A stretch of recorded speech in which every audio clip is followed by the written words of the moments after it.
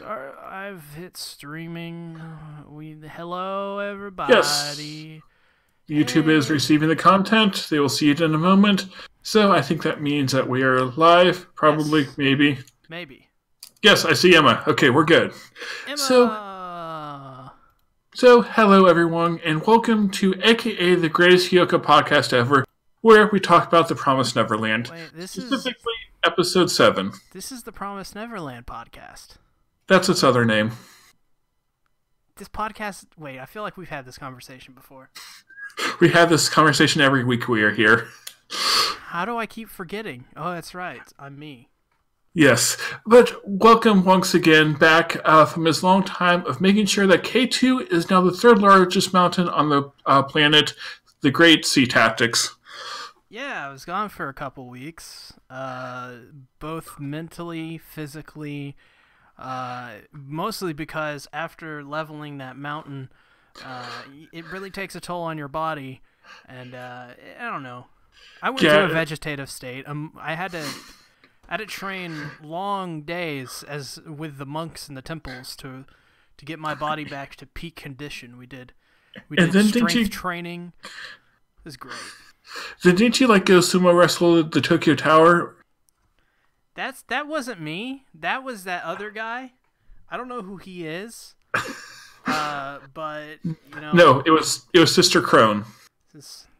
You know what? At this point, she seems athletic enough to do something like that. Yep, and that was my brilliant segue into the main topic of the podcast, which is... we should talk about the synopses. Oh, yes, synopsis thing. What happened in this episode? Well, I'll tell you what happened. Krone, episode 7 of Promised Neverland, 10145. Okay. Krone wants to join the kids in their rebellion, so they tell them about, she tells them about the tracking device and such, but Krone already realizes the kids know about this device. And then after Phil stops being a badass for a moment and Krone goes to her room with a note that she found under Emma's bed telling Isabella's weakness, but this is cut short when Isabella gives Krone her termination letter. Oh, yeah, I forgot. That was a cliffhanger at the end. I completely forgot about that. Yeah. Also, I apologize for all that stuttering. I haven't done this in 2 weeks. Yes, we kind of forgot how to YouTube. Yeah. But don't worry, no one's watching, so we're fine. That's true. Wait, is this public? Yes, okay, good. Okay. So, yeah, the first thing that I kind of want to talk about is, Krone wants to join up with these kids and start the rebellion with them, but really, yeah. Well, first of all, I think I said this a couple episodes ago.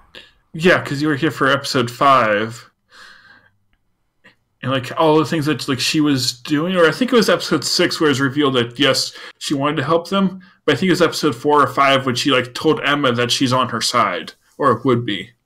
Mm-hmm. Yeah. So this is definitely being built up to. And the kids kind of figured out, pretty much right after the scene that she's really doing this to gain trust so that she can get evidence. Right. They know she's doing it for her own good, and they both seem to, acknowledge they're not doing it to help the other, they're doing it for what they're after. Krone is saying, yes, our goals can align, we can help each other out. Yeah, the real question here is, would Krone have helped them escape? I don't necessarily think so. I think, her goal, assuming she's telling the truth, is to get rid of Isabella. And it seems like them escaping would be a way to do that, but that might not be the only way she can do that. If the evidence she found is enough, she might just get rid of Isabella that way, then have all the kids shipped out, and then be set as the mother of the place. We also learn a couple cool world building stuff. We learn that the females in this world, they are children in these farms themselves before, and they can become mothers from the recommendations of their past mothers, and if they have high enough scores. I thought they said something that they're humans on the outside too, who weren't part of the system. Though maybe I missed that. Maybe. I was writing notes here in the beginning, so I probably missed a lot of stuff. I think that was like midway through the episode. They talked about that briefly. But yes, like we know that Krone and Isabella were children on a farm like this before. Mm-hmm. And that's something else I thought of. Like, this takes place in 2045. We see like 2015 is like a date where something big happened, like changed the world. And if Isabella is 31, that means she became a mother 19 years ago, which would be in 2026, I think. So she was pretty young when all this stuff went down. Yeah, so if she's 31, that means she would have been born in 2014. So a year before whatever happened. Man, that's crazy. So, yeah, I don't think there's like anything for sure there, but I think it's another interesting tidbit. And something else I also noticed, I think it was when Krone was talking to the kids, you could very distinctly hear the clock in the background. And this was just like a cool audio effect because when I was watching it, I actually thought it was a clock in the hotel room I was watching it in at first. Interesting. I didn't even notice that. Yeah, it might have just been the headphones I had that made it sound like it, but you could hear it like coming from, like, it sounded like it was not coming from the headphones. So very well done audio design. Yes. I paused a couple times and I was like, wait, is there a clock in this room making the noise? Don't you love it when that stuff happens? When you're watching an anime and you're like, oh, that's like that sound is really well done, or this and that is very well done, and it makes you kind of forget. Like, it makes you like look around and like go, is this happening right now? Am I actually in the Promised Neverland? Am I the Promised Neverland? Are the kids trying to find me? I mean, someone who read my tweet last week thought I was saying that I was going to go live in the Promised Neverland because he misread it. So maybe I am. Maybe nothing wrong about that. Yeah, maybe he's onto something. Maybe you should become a mother. I feel like there are at least 22 reasons that would not work well. I think it could work. Okay, then. So, as you were saying, like, we learn a little bit more about the world, like how they have this system in place. They also... hello, Kagami. We also briefly mentioned... I forget what I was going to say. Oh, a grandmother who, like, Krone is wanting to report Isabella to. Yeah, I wonder who that is. I assume it's, like, one of the highest positions. Yeah, or at least, like, someone in charge of the farms. Right, yeah. And I also think it's interesting how they call themselves, like, by these motherly names. Right. Instead of ranks, like Commander and Sergeant Major, it's mother... grandmother, and so forth. Who's father? Maybe the fathers of the demons. Maybe. Also, like in this episode, actually, they called themselves brothers and sisters. So it goes all the way down.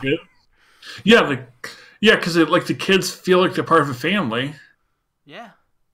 And, well, with mentioning grandmother, that tells me that whoever they're referring to is another human. And it would make sense for her to be older than Isabella and Krone, which means she was, like, alive and an adult before whatever happened with the demons. Well, in Japan... Well, not in Japan. In anime, they say all the time being 30 is really old. So I assume she's, like, what, 32? I see why people call me a baby boomer. Oh, man. Get off my lawn, you Wait, no, you're supposed to tell me that. Yes. All right, get out of my podcast then. Not really.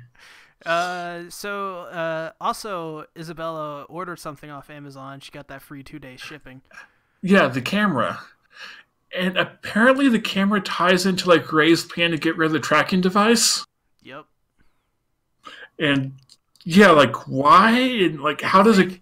Do you think he'll take the bulb part off of it and attach the electrical part to like the ear or like a piece of metal and then like put that up? Oh, to like shock the device? Yeah, and like reset it or something like that. That makes sense. Huh. I don't know, man. Yeah, I believe that. It's super interesting what exactly that means. but he takes a photo of Isabella, to which, you know, before for this I was like, Isabella. Now I'm. Is it okay for me to be attracted to Isabella? Well, I thought you were attracted to Emma. No, I never said that. But I have you quoted on record as saying that. No, you don't. I can doctor evidence, don't worry. God damn it, why do people say I'm a lolicon? I don't understand. Because your reactions are amusing. God damn it. I can't believe I'm about to do this, but definitely subscribe! Yes, subscribe to me so you can listen to me call C a lolicon. God damn it. We also, well, there's this, like... So okay, there's the production for this anime, in my opinion, is very, very questionable at times. And this last couple episodes I've seen of this have really escalated that to some weird proportion where they just have a random zoom in on, like, the baby doll, and it came with a sound effect, and I'm like, why did you do that? The sound effect didn't sound good. It just was a weird zoom in. It didn't need to happen. There's another time that happened too when I think at the beginning Krone, she like flashed around and stuff like that, and like one of the frames, a couple of them were like her eyeball. That was just the whole frame. Why are you doing this stuff? Well, maybe there's a reason for it, and like it's intentional that they're doing something that doesn't make sense because they're doing something out. They're zooming to the baby doll as she's talking to it, so maybe there's like a bigger meaning to the baby doll. I don't think there is.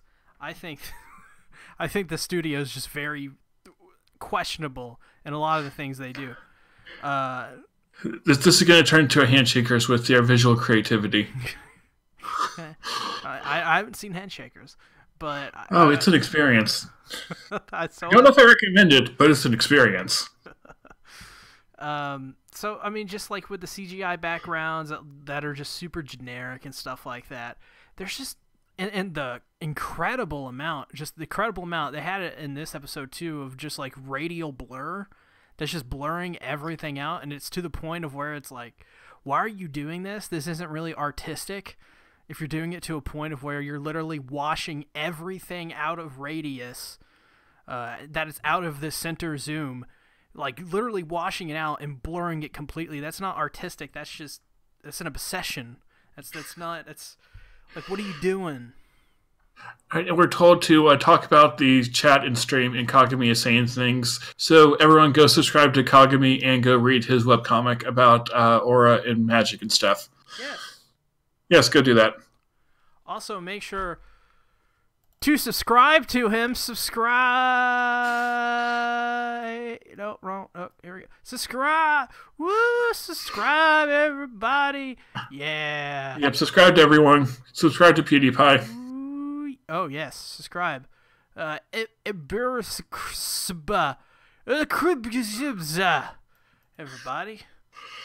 Yes, great subscribe thing. So I guess talking back to the episode, and the other thing that I had the question about is like when Krone was looking under their beds, I think it was under either Ray or Norma's bed, he found the note. Emma's. I thought it was one of the other guys. I don't know. That's when I was writing that down, because I wrote it, she found the note under Emma's bed. I was like, is that right? I don't know if that's right. I thought it was Ray's bed, but maybe we're both wrong, and it's actually Phil's bed. Oh, God. Dude, Phil is a major player, I'm telling you. He's going to be the hero of this show. This episode, or this show, is not one that would make Phil have so many things happen around him if he's not important. Exactly. Maybe Phil is grandmother. That makes no sense, but I like it. Exactly. I believe in Phil. Do you? No. Hashtag believe in Phil. Yes, I'll add that to a hashtag for this video when we're done. Yeah. Go on. And, well, I guess something else that we missed talking about is when Krone was talking to the kids, like, she's able to read them what they were trying to hide, and I thought that was really interesting. Yeah, and yeah. I think she went out on a whim to do that, but I think she definitely, like, picked it up for sure. Yeah, and something that I noticed when I was watching it, like, Krone was saying that, oh, yes, there's a tracking device in your ear. And I was thinking, if I was a kid, that would make me go to the ear to, like, hide it. And they didn't. And I thought that was just something that they intentionally didn't do. Well, I also think it's one, like, you know, when you're a kid and you get caught in a lie, and like your parents obviously know you're lying. I think it's like they're trying to play on that as well. Yeah, that's interesting too. And I mean, that's very apparent. These kids are like, just Mama doesn't know. There's no way she knows. And she knows. She's known this whole time. It's so obvious. She knew when the key was taken. Yeah, and how like they're both like trying to stay several steps ahead of the other. But Mama continually is multiple steps ahead, and that's because they're kids. And right. It's very difficult to keep a poker face as a kid. Well, they would make them mothers. It would be whoever like lived to be 12 might become a mother. Mm-hmm. So it would make sense that she would be very smart. So, do you think one of the kids is going to betray the group, and because of the security of becoming a mother? I think it will be Phil. Phil's going to do it, man. Dark Side Phil. Exactly.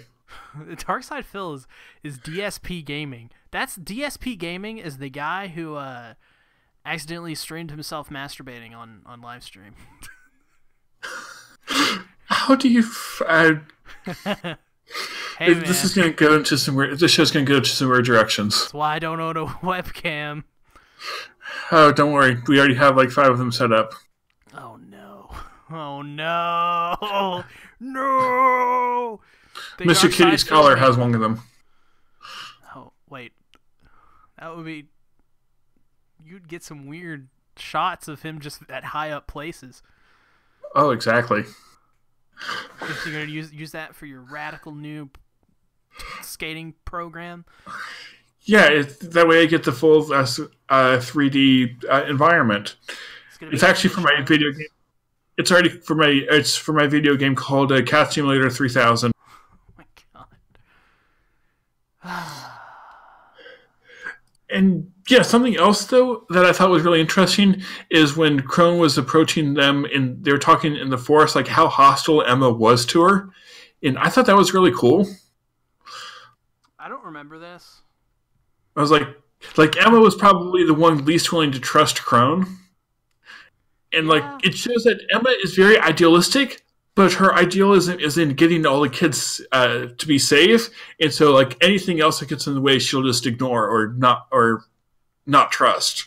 Yeah, she's not like a shonen like Naruto-ish, idealistic character like Shiro or something like that from early Fate. She's not naive in her idealism. Yes, she's very realistic and very, very fair about her stances. And I think her stance on wanting to save everyone is very similar in the sense of like Naruto going, "Believe it, I'm gonna rescue Satsuki." But it's not as ridiculous in that sense because it's she's a kid, She's not an adult, and it makes sense for a kid to want to have those. Whether this is an unrealistically expected thing or not, it's these kids are going to have these unrealistic expectations of things around them and think that they can, superhero it out and stuff like that. And I think she acknowledges that too. Like her idea to save everyone is unrealistic, but she's going to do it anyway. I don't think she'll succeed. Well, she thinks she'll do it anyway. I think there will be more deaths, especially in the when they break out. I think some of them are going to die. I think Phil's going to die. No, dude. Phil's going to save them all. Oh, and something else interesting that they revealed this episode, I forgot about, is that there's a device in the adults that if they are killed, the tracker will alert regarding that. In what sense?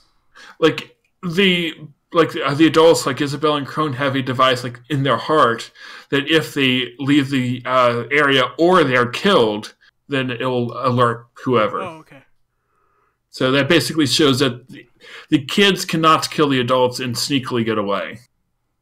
Or What about this? They get a bunch of monies from their YouTube channels.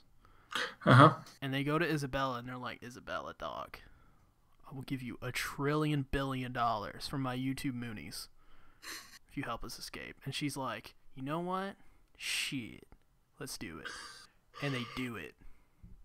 But then it turns out YouTube demonetized their channel before they could get any money. God, why? They didn't reach the 240,000 watch minutes or 1,000 subscribers. They almost got to 1,000, but they weren't very close to the 240,000 watch minutes, sadly. But you know what this means is that everyone should go subscribe so I can get or 1,000 subs so I can get $1 trillion. Wait. Hold on a second. Hold on just a what did you just say? Yeah, I'm telling people to subscribe so I can become rich and famous. What did you just say? Good night. Subscribe! Oh, wait, it's backwards. Subscribe! Subscribe! Yeah, radical, dude. Oh, shit. Subscribe, yeah! Yeah, subscribe! Yeah, also, Cogme says he should join a stream sometime, so we should figure that out. Oh, yeah, we should totally figure that out. Yeah, my idea is, like, after we do this, I might do a podcast with people who have like read the manga and like their reactions to the anime things. Be careful of that manga; they'll strike you down. I got 2 strikes recently for manga. This will only include some figure screenshots. Yeah, that works. I guess as long as it's screenshots, as long as it's not manga panels, it'll be fun. Yeah, anyways, it'll be some figure screenshots. Did we talk about Krone being 26 and Isabella being 31? I thought we did because we talked about when they would be born. Oh, yeah. Then I was like... Yeah, because Krone would be born in 2019, which is the current year. Interesting. Also, Krone's like, cut your ears off, bitch. And I'll get the anesthesia and it'll be okay. Oh, yeah. But in the last episode, Ray was talking to Isabella and feeding her false information about the poison and stuff like that. And so Ray was like, yeah, it's a good idea to replace that medication with fake stuff. Oh. Yeah, didn't make that connection. Interesting. So they're going to get that anesthesia, and it's going to be, like, sugar pills. They're going to be like, oh, no. That will be pain. Ooh, this... I'm getting made into Abyss flashbacks. I thought the same thing. I was like, when you started speaking like that, I was about to cut you off and go, remember that time the main Abyss thing happened? And I thought, maybe I shouldn't say that. I don't want to remember that scene.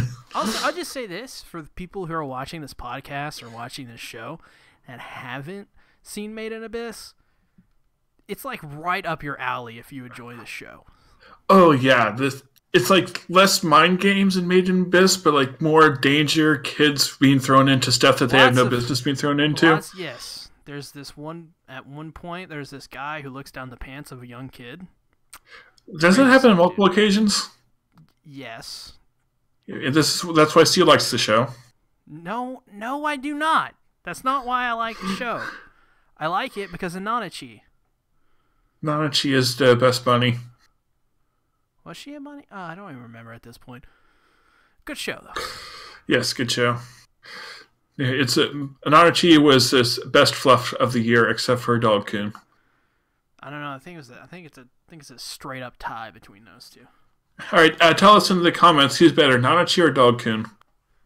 Do they even know who Dog Kun is? I don't know. It doesn't matter. Vote, and while you're voting, make sure to as well drink dislike. Well, I mean, you said it, not me. All right. Well, yeah, this is the podcast I want 20 dislikes on. That'll be the next one. So, is there any other topics for this episode that we missed? I think I got through mine. Did we go over my strange attraction to Isabella? Like, is it okay for me to be attracted to a person who willingly murders children? All right, that's going to my Sea Tactic quote book. God damn it. Why? Why do these things happen? Because it's funny. I like writing down quotes that people say. Apparently, only just me, though. No, it's not just you. There's also Jeremiah. There's probably a lot of me, though. You haven't seen my quote book for Jeremiah. Granted, you don't know who Jeremiah is, so that's probably for the best. Hopefully he won't see this, but if he does, hi, Jeremiah. Hey, Jeremiah. It's your best friend, Sea Tactics. All right, so what was I going to say? Yes. I'm pretty much done here, besides my strange attraction to Isabella. I can go on. Okay, well, my thing to end this on is what crazy guess do you have about what will happen next episode, based on what happened here? Well, Krone's gotta make a scene on her exit. I think she'll exit, and I think they'll set forth the plan, and something will go awry. Okay, here's my theory, is that Krone is going to lash out at Isabella and kill Isabella, and then... Isabella... And then that'll basically... no way she's dying. Yeah. Oh, Tora's here. Hi, Tora. Hey, I get that guy's shout out. Yeah, that guy's awesome. He's got a good video on Bioetu Epigarden. Admittedly, I've only seen one of his videos, but that one was good, but I haven't. Also, he's got a video on a silent dank, a.k.a. a silent voice.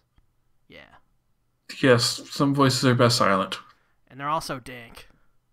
Very dank movie, yes. It's so dank. It's got them danky Yarnum nugs. Okay, back to my theory before I completely forget it. So my thought is that Krone will kill Isabella, maybe not right now, but soon. And then then she'll try to ship the kids out so the kids will be forced to escape. But Isabella or Krone knows some of their plans, so they'll have to fight her, and Krone will become the villain instead of Isabella. So then we get a face turn for Isabella, and she becomes Best Moe. No, Emma's Best Moe. You know who? You know what? I didn't make this connection before, but you know who Isabella reminds me of, and probably why I like her so much. Besides, how photogenic she is. Rabbit from Black Lagoon. No, but that's also that's probably not a good one. She reminds me, Isabella, of a ReZero character by the name of Elsa. Moe Elsa. Yeah, Moe Elsa. She's the girl with huge boobs at the very beginning of the series who has the kakuri blades, whatever they're called. And she's all about... Was that like in episode 1? Oh, that girl! In the first 6 episodes, because those first 6 episodes are so slow. And she's like... She's like... I don't want to say too much, but she's basically an unkillable Terminator. That sounds like Isabella and Roberta. Yes. I definitely think there are some similarities there in appearance and in how unkillable they are. Because, just looking at Isabella, she's just unkillable. Yeah, she will not be easy to take down if they do. They're gonna we have Luffy. We have a Savage Luffy here too. So hi, Luffy. Hey, Savage Luffy. It's your friend Sea Tactics. Also, if you haven't already, make sure to subscribe. Yes, subscribe. Thank you. If I hit 400 subs by the end of the month, I will do something. Subscribe. Sorry. Yeah, so I hit 400 subs by the end of the month. I will do another hentai review. If I hit 3,000 subs by the end of next month, because the month is almost over, I will do a face unreveal. How about that? All right, so I should send your face to the NSA for them to. I'm coming over there. All right, you can do that. And then we're gonna have pizza. I'm okay with that. All right. So join us next week as Sea Tactics and I throw down and have pizza, but maybe not in that order. How hard are we gonna throw down? Well, don't worry. I live on the first floor, so if I throw you out the window, it won't hurt too badly. It probably would still hurt, to be fair. A lot. I may break something. Wait. What episode did that guy or girl jump out the second story window? Of what? I saw that in an anime recently. I don't know. I'm trying to remember that. Bang Dream? Probably. Because they were skydiving and playing what was going on? Or it's like that ad for wrestling back in the 90s where they jumped out of the building. All right, so it's official. Bang Dream is a 90s wrestling commercial. I mean, I don't know much about it, but Neither do I. it's, it may be Crash TV. I don't know. Yeah. All right. So thank you everyone for watching. See Tactics. So say where they can find you. You can find me on youtube.com/See Tactics, where recently I had 2 of my manga reviews taken down, which is not fun. So if you could head over there and maybe tell me I'm pretty, because I really need it right now. This is also the first video I've actually done in about 2 weeks, because I've taken a break since then, and I'm back in black. Hit the sack. Yes. Been too long. I'm glad to be back. Yes, it's great to have you back here. There's a link to a Discord down below that is for C Tactics channel, but I hang out there too, and I post sarcastic comments from time to time. Which may be very much needed with these new YouTube things. Oh, don't worry, I just sent you a message there. You did? Yes. What does it say? I'll let you enjoy that after the podcast. He said I'm pretty. He said I'm kawaii. I know to delete that before that gets screenshotted and used against me. Oh no, I didn't think about that. I should have done that. So yes, I'm Rising Sun Reviews. You cannot find me here. I worry about your navigational abilities. Also, subscribe. Yep. Subscribe to me, subscribe to C Tactics, subscribe to Kagami, subscribe to Tora, subscribe to Johnny Odyssey, and subscribe to Savage Luffy. And subscribe. Are we done? I think so. Okay, bye.